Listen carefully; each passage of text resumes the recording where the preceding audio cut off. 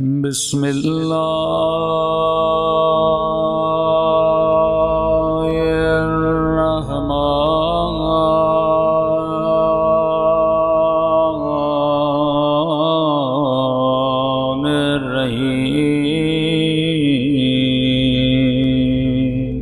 Karbala में 72 क्यों? जिन्होंने खत लिखा मोहब्बत थी पर तस्लीम नहीं थी।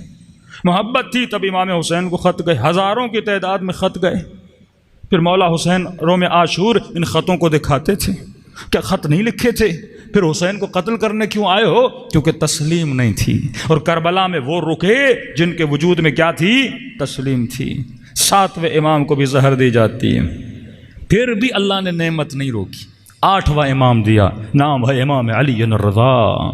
उस इमाम को भी जहर दिया जाता है। सिर्फ जहर नहीं, लक़ब है गरीबुल गुरबा। आम लोग समझते हैं गरीबुल गुरबा का मतलब यह है कि मौला के पास पैसे नहीं थे। फिर नादा मोमिन जब मशहद पहुंचता है तो कहते मौला आप तो बड़े अमीर हो, आपकी दादी गरीब है। रोजा हो ना हो वो अमीर हैं। यह हम माल का गरीबुल गुरबा क्यों है?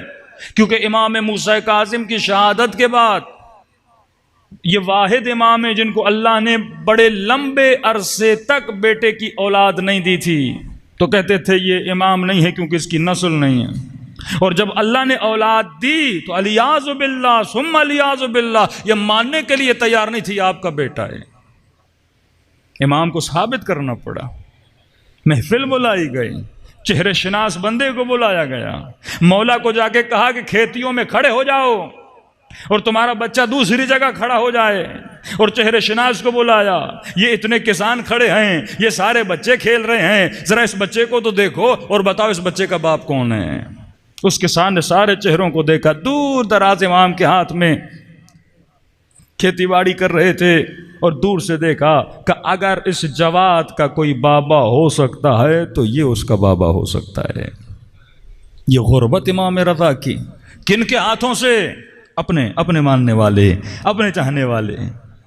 ऑर्गेनाइजेशन ऑफ लॉ इमाम मूसा कासिम ने बनाई। जितने वकील मेरे 7वें इमाम के थे किसी इमाम के नहीं थे। मतलब शिया नेटवर्क मजबूत हो रहा था। बड़ी खामोशी से 5वें इमाम 6ठे इमाम ने शिया नेटवर्क को मजबूत किया। एक तरफ करबला में सारी नस्ल को शहीद कर दिया जाता है। एक इमाम ज़ैनुल आबिदीन मोहम्मद बाकिर बचते हैं। सैयदा ज़ैनब की नस्ल करबला में ख़त्म कर दी जाती है। इमाम हसन के कासिम को शहीद कर दिया जाता है।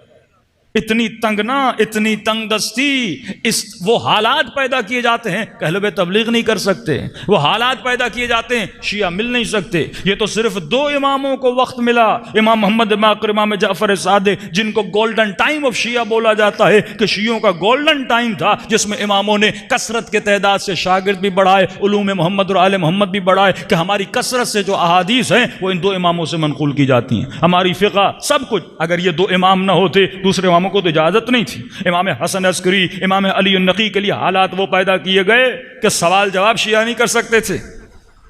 घी के बेचने के बहाने से घी की देगें जो आती थीं वो ज़ाहिर लोग बेचते थे, घरों में घी ले जाते थे, खाना पकाने के लिए लकड़ियां ले जाते थे। तो ये लोग लकड़ियां बेचने के बहाने से, घी बेचने के बहाने से इमाम हसन अस्करी के घर जाते थे और दरवाजे पे दस्तक देते थे। दरवाजे पे खड़े रहते थे चौकीदार कि ऐसा ना हो कि कोई अपना जाकर मिले। ये मजदूर बन के जाते थे और घर में देगें रख के आते थे। अगर 4 देगें रखते थे, एक देग वो होती थी जिसमें शियों के सवालात थे। अगर लकड़ियां देकर जाते थे, एक मोटी लकड़ी वो होती थी जिसके बीच के अंदर वो कागजात पड़े होते थे जिनके अंदर शियों ने सवाल लिखे थे। फिर इमाम जवाबात लिखते थे, फिर उसी लकड़ी के अंदर वो जवाबात रख देते थे। जब ये वापसी में देग उठाने आते थे जवाबात को लेकर जाते थे। ये आलम था शियों के ऊपर। इतनी मजबूती से नेटवर्क बनाया अहले बैत ने, खवास बनाए, असहाब बनाए। ज़रूरी नहीं कि ये पूरा मजमा 100% तस्लीम हो जाए अहले बैत के सामने, लेकिन यकीनन इस मजमे में 4-5 लोग ऐसे होते हैं जिनकी ज़िंदगी का हदफ ये होता है कि हम नेटवर्क को अहले बैत को आगे बढ़ाएं। ये वो मकतब है, पूरी दुनिया में मोर देन 7.5 बिलियन लोग रहते हैं। उसमें शिया कितने हैं? तकरीबन 1.5 या 2 बिलियन मुस्लिम हैं। इस 1.5-2 बिलियन मुस्लिम में शिया कितने हैं? तकरीबन 350-400 मिलियन शिया हैं। अब 350-400 मिलियन शिया की ये ड्यूटी है कि वो इमाम ज़माना के निज़ाम के लिए तैयारी करें कि 7 बिलियन लोगों को 7 बिलियन लोगों की जिम्मेदारी आपके सरों पर है। जब इमाम ज़माना का ज़हूर होगा, इस निज़ाम को कैसे कायम करेंगे?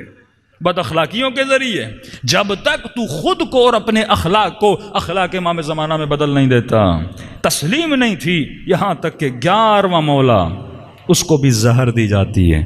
अब एक वली बाकी है, अल्लाह ने तो सब दे दिए ना, अब एक बाकी है जिसका नाम मोहम्मद महदी हुज्जत खुदा इमाम ज़माना सलामुल्लाह अलैहा।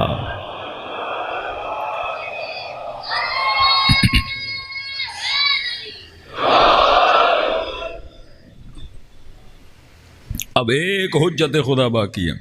खुदा उसे भी भेजता ताकि शहीद हो जाए, फिर पूरी कायनात में निज़ाम इस्लामी कैसे आता? खुदा उसे भी भेज दे जिसके लिए रसूल खुदा ने इतनी हदीस बताई कि ये पूरी ज़मीन से जुल्म और जोर को ख़त्म करेंगे। इस बहस से निकल के पैदा हो चुके या नहीं हुए, लेकिन यह हदीस तो तमाम तर कुतुब अहले सुन्नत में मौजूद है ना, कि हज़रत महदी मेरा फ़र्जंद आएगा जो कायनात में जुल्म जोर को ख़त्म करेगा, जो निज़ाम अदल व इंसाफ को कायम करेगा, जो हकीकी इस्लाम के चेहरे को बाकी करेगा। मतलब इन्होंने पहले अली को नहीं माना, अल्लाह निज़ाम लाएगा तो आखिरी अली से लाएगा।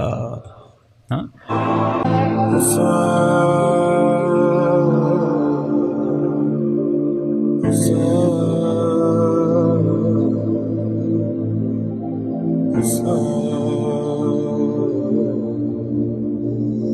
السلام